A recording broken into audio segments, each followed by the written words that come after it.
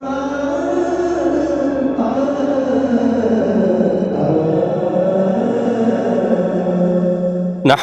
ونصلي ونسلم على رسوله الكريم اما بعد فاعوذ باللہ من الشیطان الرجیم بسم اللہ الرحمن الرحیم۔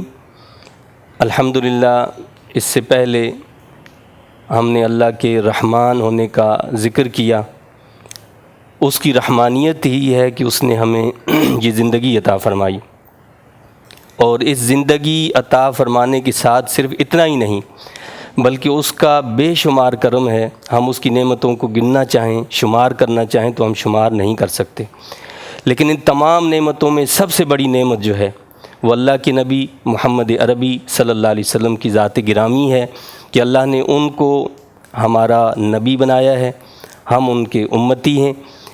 آپ کو خاتم الانبیاء بنایا، آپ کے بعد کوئی نبی نہیں آ سکتا، کوئی نیا نبی نہیں آ سکتا۔ اگر کوئی کسی اور نبی کو نبی کریم صلی اللہ علیہ وسلم کے بعد مانتا ہے یا کہتا ہے کہ یہ کوئی نبی ہے، یہ نبی ہو سکتا ہے کسی بھی شکل میں، تو وہ دائرہ اسلام سے خارج ہے۔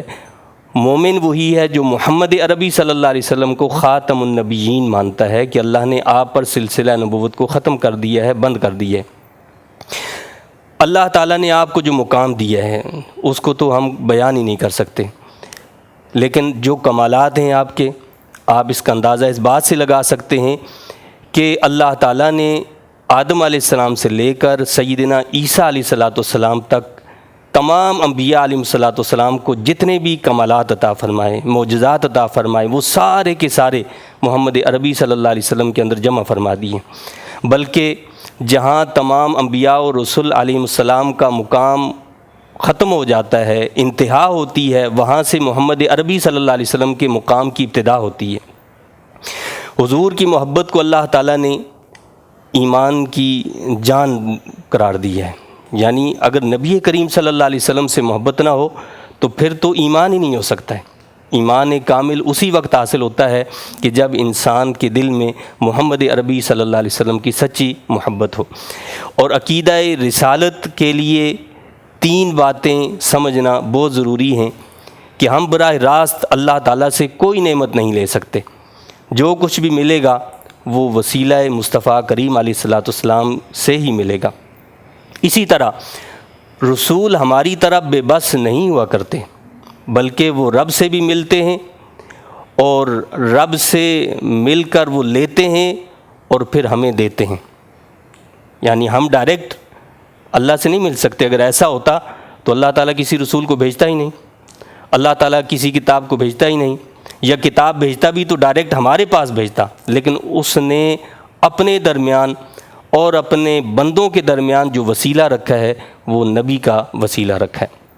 اور تیسری چیز یہ کہ رسول دینے والے رب کو بھی جانتے ہیں اور لینے والے امتیوں کو بھی پہچانتے ہیں۔ جس رب سے وہ لیتے ہیں اس کی معرفت رکھتے ہیں، اور جن امتیوں کو دیتے ہیں ان کے بارے میں بھی جانتے ہیں، ان کے ایمان کی کیفیات سے بھی واقف ہیں، اور ان کا مقام اتنا اعلیٰ ہے کہ اگر وہ اپنا رخ بدل دیں اللہ تعالیٰ قبلہ تبدیل کر دیتا ہے، اور وہ اللہ تعالیٰ سے التجا کریں تو اللہ عطا فرماتا ہے، بلکہ وہ یہ کہتا ہے کہ وَلَسَوْفَ يُعْطِيكَ رَبُّكَ فَتَرْضَىٰ، اللہ آپ کو اتنا دے گا کہ آپ راضی ہو جائیں گے۔ یعنی اللہ اپنے بندے سے کہے، اپنے نبی سے کہے کہ اللہ اتنا دے گا کہ آپ راضی ہو جاؤ، تو اس کا کتنا مقام ہوگا، کتنی اس کی فضیلت ہوگی، کتنا اللہ کے ہاں اس کا درجہ ہوگا۔